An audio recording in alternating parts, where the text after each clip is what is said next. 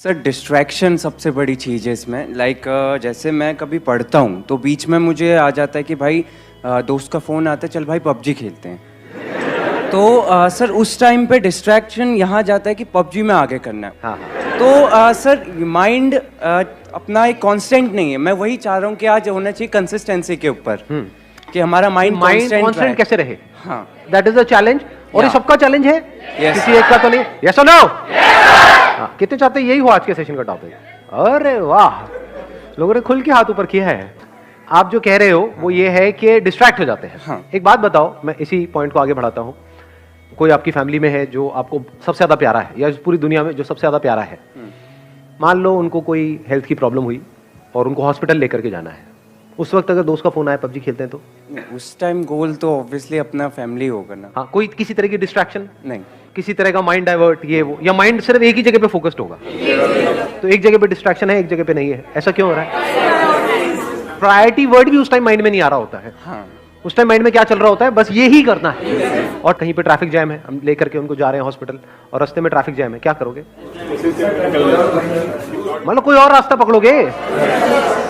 तो आंसर मिला आपको कि distraction is not a problem, क्योंकि डिस्ट्रैक्शन तो वहां पर भी है। प्रायोरिटीज रखनी है अपनी। नहीं, नॉट जस्ट प्रायोरिटीज। ध्यान से समझो, वो जो गोल है, गोल आपका क्या है कि जल्दी से जल्दी वहां पर पहुंचना है, वो आपके लिए एक्चुअल में इंपॉर्टेंट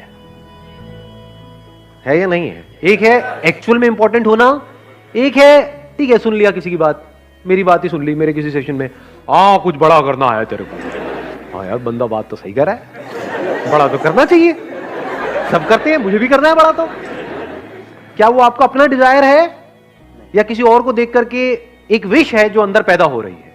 क्योंकि पैसा किसको नहीं चाहिए, सक्सेस किसको बुरी लगती है?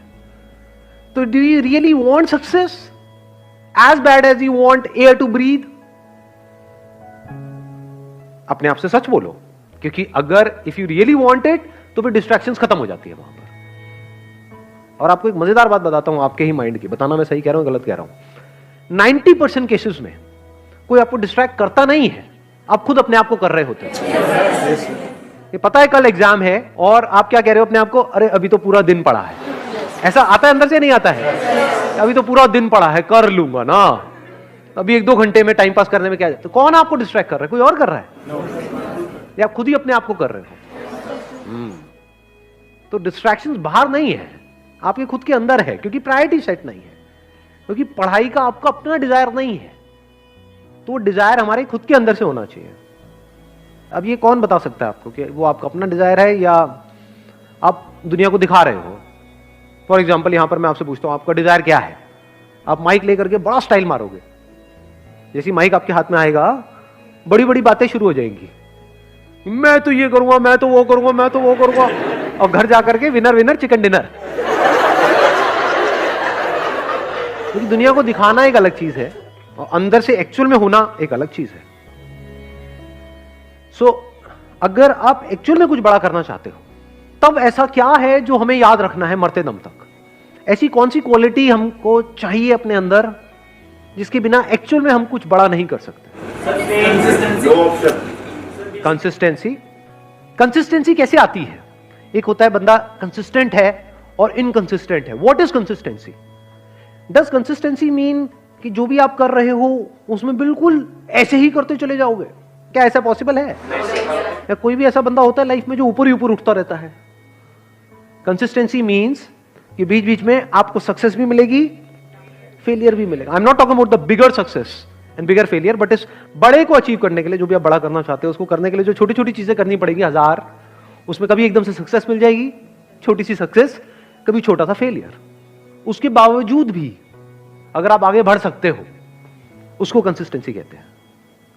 समझ गया ना? इस कंसिस्टेंसी की भी डेफिनेशन को हमने ठीक किया। थोड़ी सी सक्सेस मिले और हम हवा में आ जाए तो गया उसका फोकस।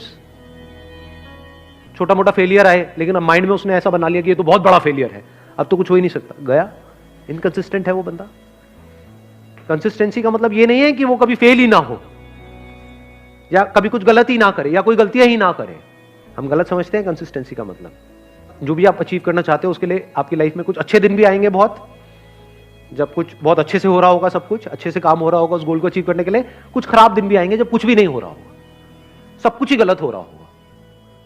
मान लो उस गोल को अचीव करने के लिए 4 साल चाहिए, तो बीच में कुछ ऐसा टाइम आ सकता है, हफ्ता, 10 दिन, 15 दिन, महीना, जब सब कुछ बहुत गलत हो रहा होगा, जब ऐसा लग रहा होगा अब तो वो इम्पॉसिबल है, बड़ा अचीव करना तो दूर की बात है, बड़ा सोचने तक से डर लग रहा होगा। उसके बाद आप क्या करोगे? क्या आप टिके रहोगे अपने गोल पे या छोड़ दोगे? अगर टिके रहोगे तो वो कंसिस्टेंसी है।